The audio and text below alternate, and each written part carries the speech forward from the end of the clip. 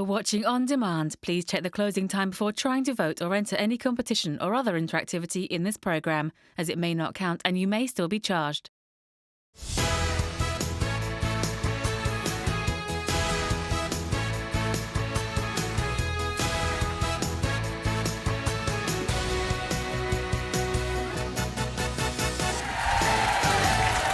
Today on your Loose Women Live, it's Colleen Nolan, Judy Love, Linda Robson, and Janet Street Porter.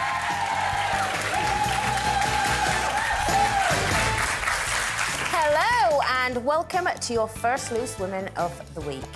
We've got lots for you today. As the pensioner convicted of killing his terminally ill wife speaks out, we're asking, should assisted dying finally be made legal in the UK? Also, swapping boardrooms for brides and grooms. Dragon's Den star Sarah Davies tells us about joining forces with Fred Sirius in her brand new show, Ultimate Wedding Planner. And speaking of weddings... My heart rate is going up. I'm feeling a bit like sweaty. It's just, we're there now, you know, like the other side of those doors. I know Brad's waiting. It's just like pure adrenaline. Olivia Atwood will be here after finally tying the knot with husband Bradley. She'll be revealing her reasons behind some rather untraditional decisions on her big day. First of all, though, a huge congratulations to the Lionesses, who in the last hour have earned themselves a place in the Women's World Cup quarter-final.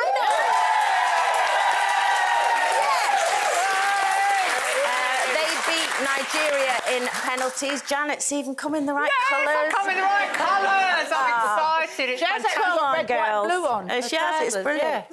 Yeah. Now, though, a brand new show has put everyday Brits to the ultimate survival test by dropping them completely alone into the Canadian wilderness, equipped with only basic tools and some camera equipment. Now, they must fend for themselves for as long as possible in order to win £100,000.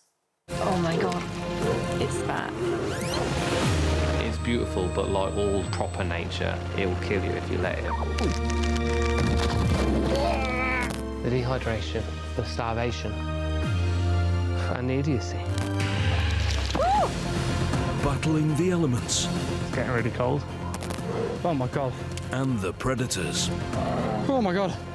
Who has what it takes to survive the longest? I'm alone!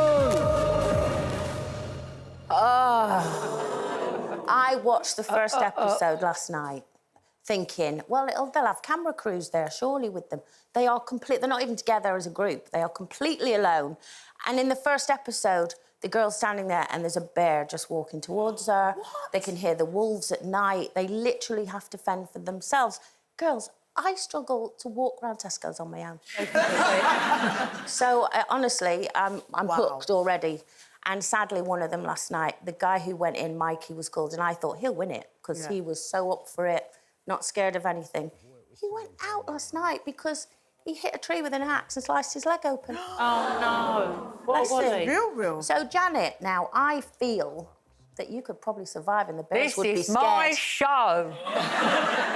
I think the bears would run. Yeah. When they plan the celebrity version, I want to be in it. Wow. I have. We want you to be in it and all. I think you'd be good. I think you could do it. Well, I have walked alone a lot. I have camped in the wilderness, but generally with one other person, a guide. I have eaten roadkill. I can skin birds. I can skin dead animals. And also, in that footage, someone's trying to fish and they're frightened that the fish is, like, flipped back up at them. Me. I fish... Yeah, that was you screaming. Yeah, obviously, I fish a lot and I like fishing and I see nothing wrong with it and I enjoy it. But I have walked in the Canadian wilderness. I mean, about 20 or 30 years ago, I went to a TV festival in Canada and then when it ended, I thought, well, I'll go hiking by myself. So it was really, really hot. I put a swimsuit on under my shirt and shorts and I hiked up into the Rockies for about 4 hours. See, I just get a car home. I took my T-shirt off because it was really hot. I was walking along with a rucksack and a bear came up in front of me. And it ran. And screamed. It did not scream. It was a standoff, and I remembered that you do not approach the bear, you don't engage with the bear, you just stand stock still, and they just amble off. Unless you've got any food, obviously, on you, or you look like food. No, it's just not for me, This that is where I would have been show. in problems, because I'm sure I've seen that when you see a bear, you're supposed to go, you're supposed to scare it off. No? They do shout. No, they do shout. No, at maybe them. in Fred Flintstone, but I don't think in No, real they were life. shouting. They were shouting at them last night. OK. Well, Yeah, he they would have had a shouted at the bear, and the bear turned around and walked Good off. snack on me, wouldn't Well, it? I'm already... It's not me. I don't think I could do it. But I do reflect and think, if you've lived in certain areas in London, you're already in the jungle. So you should be able to survive anywhere. Have you ever camped in a tent? No. When I was like 11, when I went to PGL... So you're not ever going to do that again? I might do it with the kids, because I think it's really engaging. But I don't know. I feel like in that moment, it is like flight or... What's the word? Is it flight or... Fight. Yeah, that word. As you can see, I don't do them things. But I think in the moment, you might think, like, oh, my gosh, I've got to survive. But I'd be so nervous of all the creatures, I couldn't animals. kill them either. Yeah, I just don't know if I could do that. I personally can't think of anything worse than being stuck in there. I would be hoping that I got injured on the first day and then the helicopter would pick me up and take me home.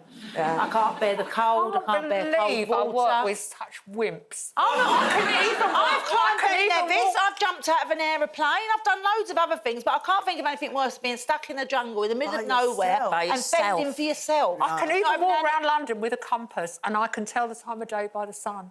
I do not need a map app to find my way. Oh, Janet! Just saying. Some Well, of us that's the are show off, survivalists. Janet. Now, speaking of telly, a new study has found that when watching TV or films, 1 in 4 of us now turn the subtitles on all of the time. It's not just those who have a hearing impairment or are watching something in a different language.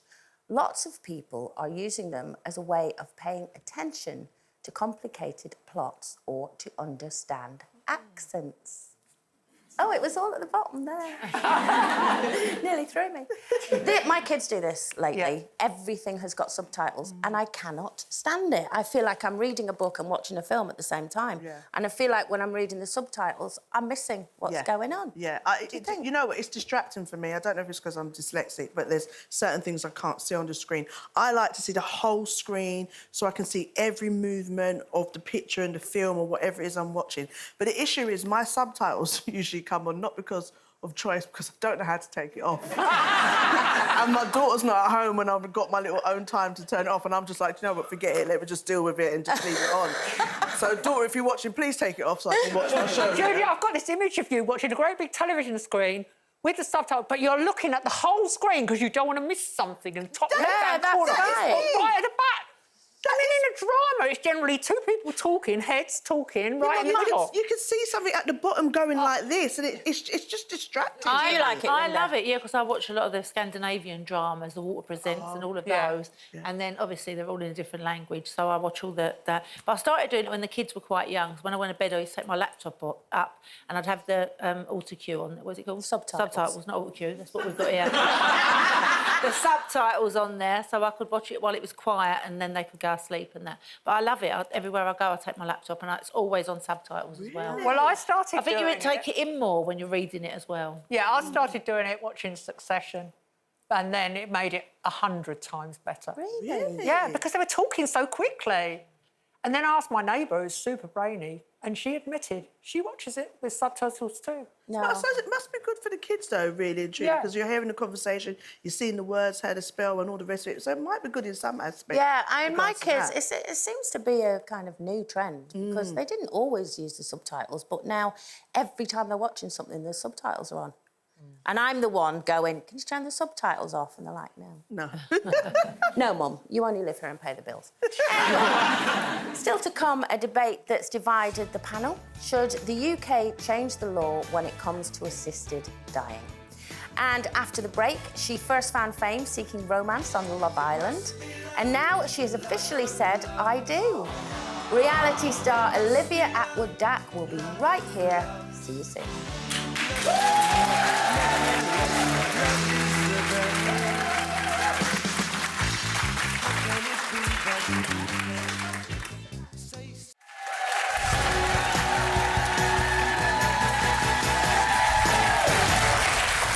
Welcome back. catching up with the newly married Olivia Atwood in just a moment. First, it's competition time and a prize package worth over £135,000. Oh dear, Kate Lawler has all of the details. I am here to tell you about a fantastic prize worth over £135,000. There's nothing quite like a good snack at the beach. From fish and chips to ice cream, there's something for everyone, even the dog. But believe it or not, I do have something slightly better on offer than fish and chips. £50,000 in tax-free cash and a brand new camper van. But be quick because lines close this Friday. Izzy here made me fish and chips earlier. Izzy, they were delicious. And if you won 50 grand tomorrow, what would you do with the money? I'll go on holiday, go to Malaga. Would you? This VW camper could be yours. It sleeps 4, has a pop-up roof and comes with all the mod cons. This camper van alone is worth over £86,000. So if you fancy winning this bad boy and £50,000 in cash, all you have to do is enter by Friday. Here's how. Text PRIZE to 88333. Text costs £2 plus one standard network rate message. Go to the website. Entries cost £2. Call 09068 783333. Calls cost £2 plus your network access charge. Or post your name and phone number to DY28 PO Box 7558 Derby DE10NQ. Entrance must be 18 or over. Lines close on Friday the 11th of August at 3 p.m. Good luck! This could get your summer off to a flying start, but be quick because lines close this Friday. Well, from Love Island to celebs go dating, millions of viewers have seen the ups and downs of Olivia Atwood's love life, warts and all. But on Friday night, we saw Olivia finally get her happily ever after when she married her now husband, Bradley Dack. Let's take a look. Joined by these rings and by the vows that you've made here today, I now declare you husband and wife. Bradley, you may kiss your bride.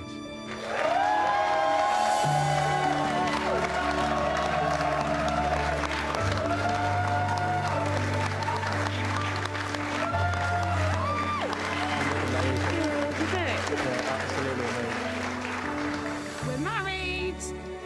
We're finally married. We did it. Aww. Well, here to tell us all about the big day, it's Mrs. Olivia Atwood Dack.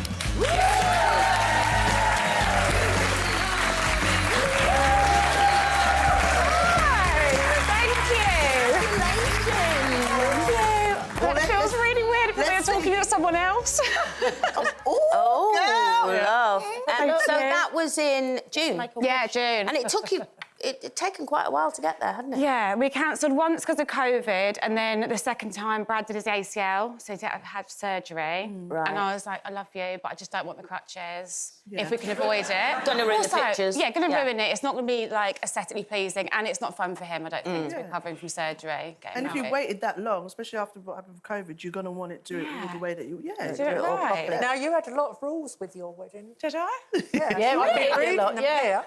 No back. children. I remember we talked about that on here a little while ago. How did no children go down with your friends and family? Really well. Yeah. You know, we've got... Really, really well. You're just saying that. Well, unless they lied to me. Have you got nieces and nephews and all of that? A few, yeah. I think, well, obviously, we haven't got kids. So if we haven't got our own kids there, I don't really want anyone else's kids there. And for a lot of my friends said to me, it's like they felt like by the kids not being invited, they get to come let their hair down. They haven't got to bring the kids.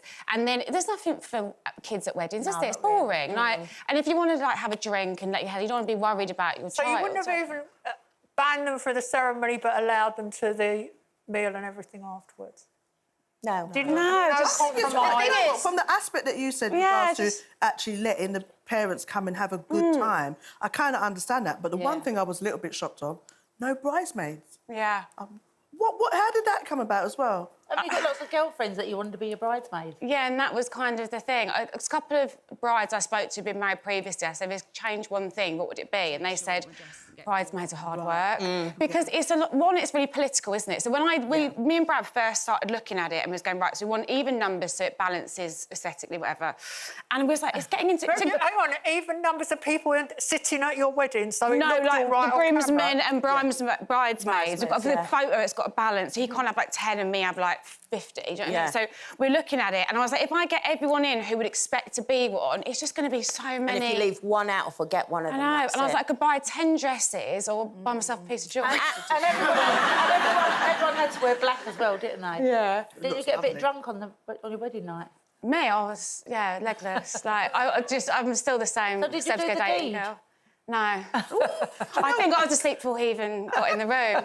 Do you know what is good, though, which I think I hear a lot of people who get married, sometimes the wedding can be about everybody else and not about what you want. Yeah. Was that one of the main pushes why you had so much rules? It does get that way. I think it's really hard to stop it from getting into, like, you do get to that point. I definitely got to that point a little few days before, and I was like, who is this even for? You know, because you want to keep everyone happy. You want to keep, you know, everyone to have their role in the wedding, and you want everyone to sit where they want to sit. But at the end of the day, at some point, you've just got to draw a line. It's just But because silly. it's all being filmed... Yeah. How does that weigh against, you know, what you might have wanted versus what's going to look good in a film? Do you know what? To be honest, I think I run it just the way I would have anyway. I think there's an added pressure, obviously, because I'm like, right, I know it's going to go on telly, I know people are going to see it, they're going to have their opinions. But, I mean, that's all part of the fun. It's not for everyone, what I did. Like, and someone's wedding wouldn't be for me. But, yeah, it's an added pressure. But in terms of how we did the wedding and everything, it was just, they just follow it. But was it an nice. added pressure because of the filming, but also the pressure of organising a wedding, which you said you didn't really enjoy that much, the organisation bit. I didn't, actually. I'm quite happy for someone else to do it. I mean, does anyone really enjoy it? Did you have a wedding planner? Yeah, You so I was did? really spoiled. And do you know what? I think when you've got a lot of other things going on, if that was all I was doing, I think I could have maybe got a little bit more involved. But I was filming the documentary almost the same time. Other bits going on. He's obviously never around because of football, and it started to feel like another job, doesn't it? Like, and also every time you think you're done, you're not done. Like, there's more. Even with a planner, it's a big thing, isn't it? It is. Is it going to carry on now with you and him? Like, I hope so. He's got married. I don't mean with you and him. I mean with the filming. Like, are we going to see more of your lives together, your married life together? Maybe when, if or when you decide to have children. I mean, you know? I think it'd be nice. I was having this conversation with some of the guys here at ITV the other week, and always talking with Instagram followers and stuff, and they've watched me grow up since Love Island, and I do love making the show, and I think I've got to this really cool space where I'm, like, managing to run this, like, documentary world alongside my reality stuff, and I'm almost doing them simultaneously, which I haven't had to choose one for the other, which I think is really nice. I would say, I suppose a lot of people, some people actually, especially after coming out of Love Island, that you'd probably be more labelled of, like, you know, reality TV queen star. Yeah. But the fact that you're doing documentaries and stuff as well. But I think one of the main things people remember is that you was an I'm a Celebrity, and unfortunately we saw you for a couple of... What happened? I mean, God, what happened? It was I just got really unlucky. It was like did routine medicals, did a load of tests. I felt absolutely fine in myself, no symptoms. Literally, he came back down 10 minutes later, the medic, and was like, you're low on everything. Like, you're like potassium. Every stat I could have was, like, through the floor. Like, we're going to have to take you off-site to get you checked out, like, an actual hospital. When I got there, I still felt fine, but I was starting to panic. I was like, oh, my God, am I dying? I got there, tested everything, was all at normal level. But then there was a big debate. You know what it's like with telly and red tape? Yeah. Insurance-wise, it was like, well, those readings are on paper. It was so frustrating because the hospital was like, technically, they don't stand for anything because she's fine. And she was fine 5 days before she went in. And it was just that. And the COVID bubbles, there was, like, loads of things at play, but they just couldn't. Would you go back in? Would you go for any other time if they asked you to come back? Because I think a lot of people was excited to see you. No, we've had chats. Oh, really? You might be, yeah. I mean, They might have to get on the Twitter. I seem quite stressed out, though, in the short time you were there. now. I thought... No, not now, but in the clip. I remember watching it when you were in there. You seemed... What, in the jungle? Yeah. I was quite enjoying it. Yeah? I was having fun. I thought you looked like you were well up for it. Yeah, I loved anyway. it. I jumped out an airplane, I was eating all the stuff. I was having a great time. That made it harder, I think. I think if I'd been hating it, I'd been like... You'd been relieved to get out. I was gutted. And it was always a dream of mine to do the show, and they always said, you know, we're not going to do the Love Island crossover. So when I finally got put in, it was huge, like, a big thing for, like, me. Like, you know, you just put something really high on a pedestal and you're on a list of goals, if you were. Yeah. It's horrible. So, yeah, if we can make it work with other staff, I'd love to be able to go and... For the viewers But what as well. about, very quickly before we have to go, what about the wilderness show we were talking, Alone? Could you do that? Totally I love being alone. That part would be fine. It's just... With wolves in the middle of nowhere, with bears and wolves and... A couple of days would probably be quite nice, but... Really? I love wildlife, but probably maybe not that Well, your up documentaries close. are wild, so I think you'll be all right. Thank you. Different kind of wild. Thanks, Olivia, so much for coming on today. You can catch Olivia on ITV X now. Good luck with everything. Good luck for the future. Thank you. Still to come, someone else who knows all about the stresses of planning a big day. In fact, her new show is all about just that. Sarah Davies reveals all at 1:15. And it's the controversial issue that's divided the panel today. Should we change the law to allow people with terminal illnesses to choose to end their own lives? We're debating that after the break.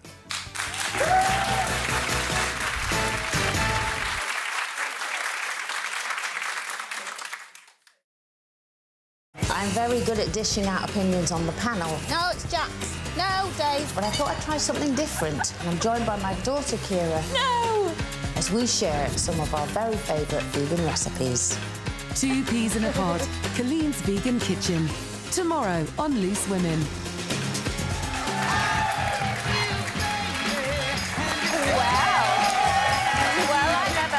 Welcome back to your Monday Loose Women, keeping you company this lunchtime alongside me, Colleen Nolan. It's my very own lovebirds, Linda Robson, Janet Street Porter and Judy Law. We're talking weddings, and this song is always a good one to get you up on the wedding dance floor. But what makes the perfect wedding?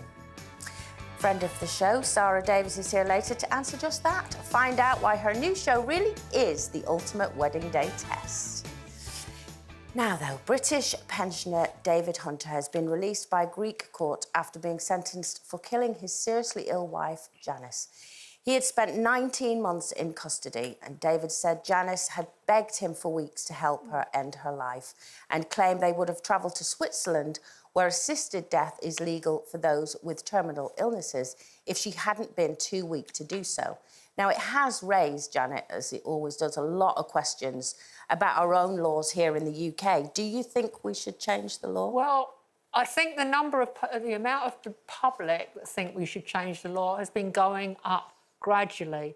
And at the moment, I think the figure's about 84% of the public they like to see a change in the law. But it's gone through Parliament twice in recent years. In 2015, it got the knockback. In 2021, it got rejected again. And at the moment, MPs are hearing evidence about whether there's, to try again, to change the law all over again. So it's kind of in the process of being considered at the moment. But what's clear is that something has to be done, because at the moment in this country, there are cases exactly like David Hunter's where close relatives of people who have been helped to end their lives do find themselves in court charged with murder or manslaughter. And that might take years for it to come to court as well. So, in this circumstance where someone's got an incurable illness and they're begging their partner to help them on their way, it just seems absolutely inhumane to then punish the partner. Well, exactly, and especially if the doctors as well are saying there is nothing more we can do. Yeah. So they might have, 3 months, 6 months, a year. Having watched, my sister Bernie, for instance, in the last few weeks of her life, it was so awful to watch someone you love in that much pain. And, me being an animal lover, I'm like that with my dogs. As soon as I think they're in pain, any of my animals, if they're in pain, I'm like, I don't want them in pain, and you can take them and they put them very nicely to sleep. It's like, what's the point? Don't you think there's almost a case for, we've said on this show, quite recently, we nagged Linda about doing her will. Isn't there almost a case that along with doing a will, everybody should make like a death passport? Yeah. That if they're of sound mind and, sound mind, they should commit to paper with all the legality of a will how they want to end their life. But, so many people don't even make a will. Well, the thing is, I think, one, it does open up the conversation about us having a conversation about that time. You know, on some, it's sudden, some, there's illnesses that can take place in a longer period. But it's such a sensitive conversation. And until you're in that predicament, you don't know how you're going to feel or how you're going to feel seeing your loved one. But, you know, from the social work background, there is, depending on what the illness is, a long-term illness is, especially if it's terminal, there is an end-of-life care package that you will do and sit down with someone when they're in sound mind to ascertain how they want their end of life in regards to making sure they've got their dignity, their care, whether they want it at home, whether they want it at a nursing home and so on. My concerns are that in laws being changed, there are moments in our life as general, whether it's, do I want to drive today? Do I, you know, there's so much different things that your emotions allows you to, in that moment, pick a particular path, that if the laws are changed and someone in that moment, don't get me wrong, in pain and feeling alone or feeling like they can't cope anymore, might say, yes, they want to go down this route, but they can't ever, once we say yes, they can't ever come back. You know, you can't ever say, actually, no, I want 2 more days, 3 more days. But I don't think it would be a thing where somebody would say on the day, I've had enough today, I want to die, whether they'd instantly do it. I think there would be a process by which time that person might say, actually, no, I don't. But that might be now, but it might get to a stage when the laws are changed, it's like we will never know a bar of what could be the next thing, or even people taking advantage of the situation, saying, oh, that's what they wanted, especially if it's an elderly person or person who doesn't have the right capacity. I just think it needs to be taken on a one-to-one basis, and I think we just really need to be careful when we think about laws being changed. But at the same time, protecting people who are put in such a I think where it becomes situation. difficult is things like when it comes to dementia. I've already had Alzheimer's, things like that. I've already had this conversation with my kids because my mum had dementia and she was in a hospice for 5 months and we were going to visit her every day. And then we got called into the room and they said, we'd like to start on the Liverpool pathway, which we didn't understand what it was. It was basically to end her life. And she was 5 stone at the time. She didn't know who any of us were. She was Catholic Irish. She was being hoisted into bed and hoisted out. She was being bed bathed and everything. So we all decided it was time for her to go. So she died peacefully in her sleep with us surrounded her. So she had a lovely death surrounded by her loved ones. My dad didn't have the same sort of... He was 57 and he had lung cancer. And he was in terrible pain when he died. He had a terrible death. And, you know, thinking back now, it's a stupid thing to say, but I would have put a cushion over his face just to get him out of the pain that he was in. And do you think if the law had have been around then that your dad probably would have said, to go, you know, I want to go? It's so hard because, yes, my mum, you know, passed away for dementia and we had to watch her pass away for some days. And it's weird because you think the lines are kind of blurred because if in that moment a doctor can say there's nothing else we can do and you can sit there for 5 days and watch them pass, or there's people fighting saying that I want to keep my family member on a life support machine, it's so blurred at the moment and it's just such an emotional thing. My mother wanted to die. She was just fed up with living. I mean, she was absolutely... couldn't eat, couldn't hardly breathe. And I was in the hospital with her and she was just begging. She said, I can't last before Friday, I've had enough. Can't you tell them? And I went and said to the doctor, look, she's really had enough. And he said, we can't hasten her death, but we can, perhaps there are things we can do. Because I think at the moment, doctors are placed in a difficult position in that situation where the person wants to die, they've had enough, but some doctors absolutely violently oppose ending life. I mean, others are willing to help people on their way, but there are doctors who, for religious reasons or moral reasons, will not do it. So I don't think it's an easy debate, but I will say this, in other countries like Belgium and the Netherlands, where assisted suicide is much easier. There have been some really worrying examples of young people being allowed to take their own lives. I think there was a case of someone who was under 20 in either Belgium or the Netherlands recently ending their life, and there's another one. But what circumstances? Was it a terminal illness? Or... Well, I don't know, but I would debate whether someone that young should really... But then you don't know, you know, if that was after a long process as well, because... You know, most people reach that point after a long process of doctors checking them, of being told there's no cure, there's, you know... So I just think, you know, whatever age you are, I think you have a right, you know, at 20, if he's or she has been given a prognosis of... Yes, if you've reached the age of consent as an adult. Yeah. Because we've also had these really distressing cases in this country where parents of absolutely very challenged babies that are on life support machines, who have no prospect of a good quality of life. I mean, we saw that those parents will go to the highest court in the land to prolong their child's life against all the medical advice. And we had that with baby Charlie Gard, and it was so distressing. And in the end, the judges have to rule in the child's best interest, which is very difficult. You know, at the end of the day, I think, like I said, it opens up a discussion for you to have with your loved ones, as difficult it is. But the main thing is that people are getting a chance to state how they want to die with some dignity, you know, and we know there's loads of people that fortunately pass away on their own or in pain, but if something can be done to make them more comfortable and that to be a process where they feel empowered in those last moments, that's the most important thing. Well, we did a poll, should we change the law on assisted dying?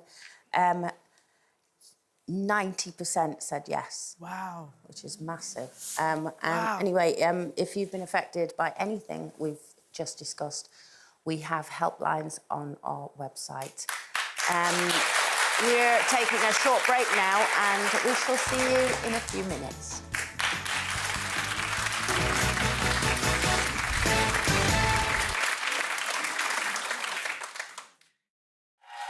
L is for the way you look at me.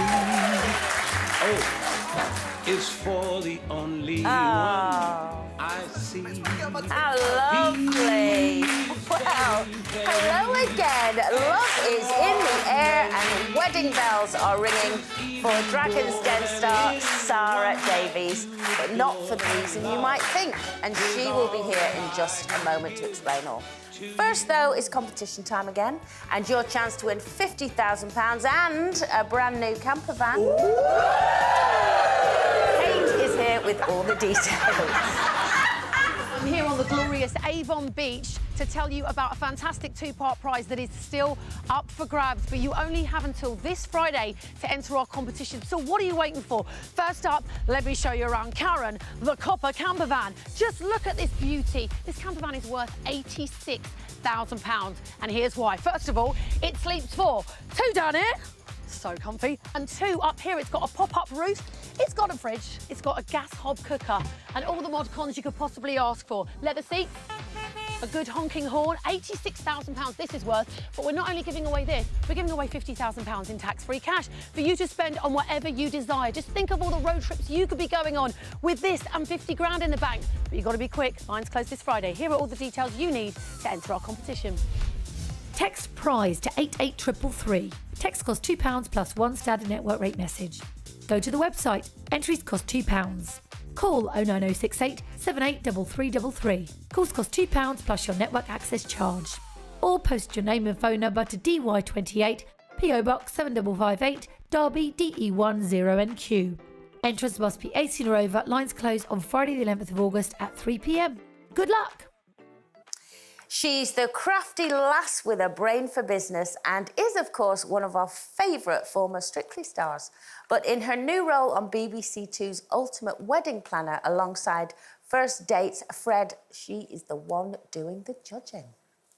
We asked at least half a dozen times, what time's this, what time's that? It was less than 24 hours from the bride and groom arriving, and there were far too many questions that we asked that we just saw blank faces. Guests are now arriving thick and fast, including judges Sarah and Fred. Yesterday just felt a little bit chaotic to me, and today I really need to see those planners be organised between them to pull off what I know can be an absolutely outstanding wedding. Oh, here to tell us more, it's Sarah Davies.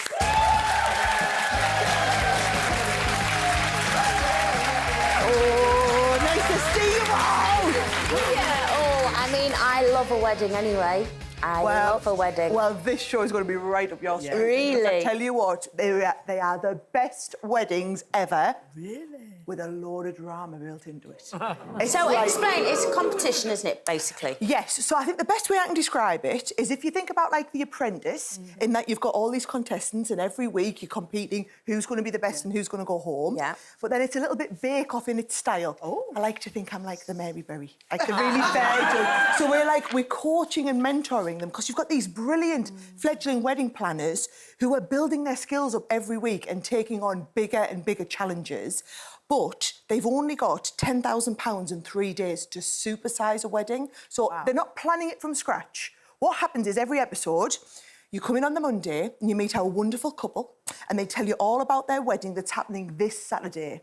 And it's already booked, planned, paid for, could have been in the makings for years, but our planners have that £10,000 in 3 days to take it from being an ordinary wedding to next like level. a phenomenal next wedding level. In 3 days? In 3 days. That honestly, that is what's so exciting. So if they pay for the wedding, then you're adding £10,000 to it. So would it be a thing they've run out of money sometime or something they booked in has failed and... So, let me take, tomorrow night. Yeah. Lewis and Sammy, oh my word, the most adorable couple you could ever meet, right? Yeah.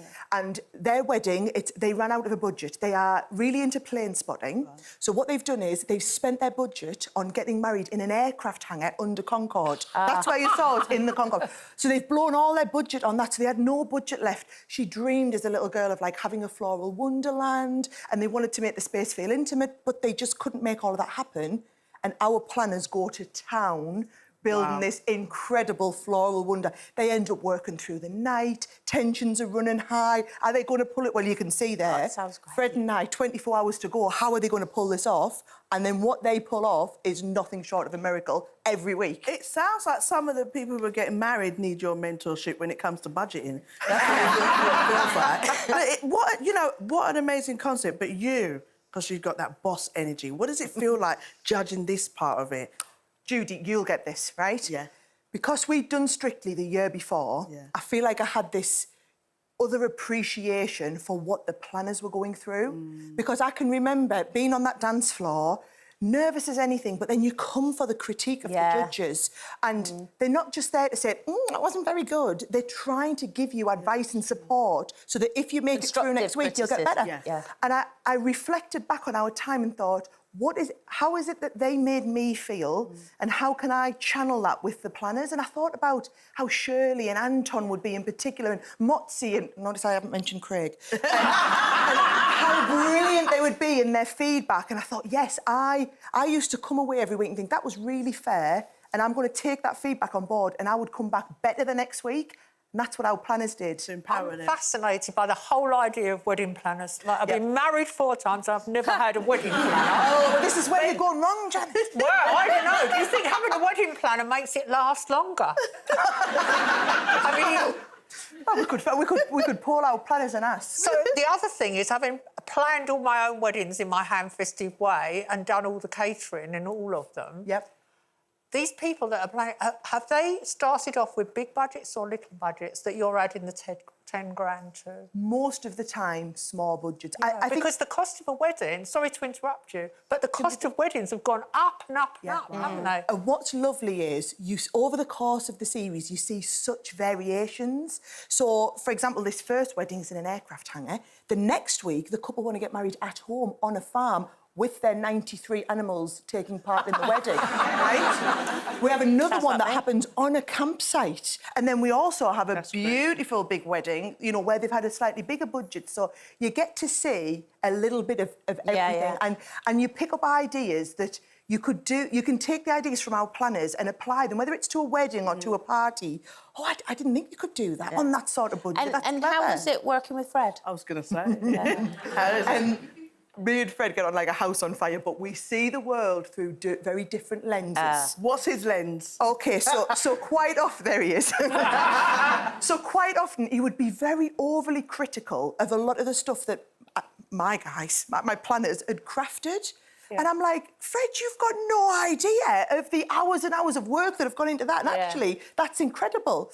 And I think, well, I wouldn't tell you how to build a champagne tower, Fred. So you don't tell me how my planners are crafting. So sometimes we quite often didn't see eye to eye. But I think that just makes it better because we have very different opinions. And then Raj, who's the third judge, is like this wedding planner extraordinaire that I was learning from every week, that our planners just hailed up there as like the god of wedding planning, who was there screaming at them every week, come on, guys, get me, no, you're not on this, you're not on that. And I mean, he wasn't grey when we started the show.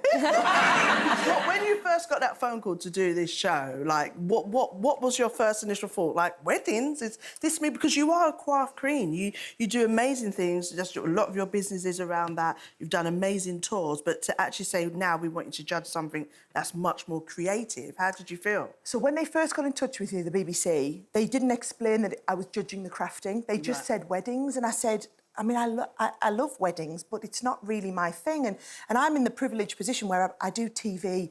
It's like a hobby for me. It's not my job. You know, my job's running my business. So anything I do for TV, I do it because I enjoy it. And I was like, that's a lot of time to give up going to all those weddings. I'm not sure it's me. Then when they explained that I was going to judge the crafting side, I was like, I'm in. I'm there. How quick can you get me there?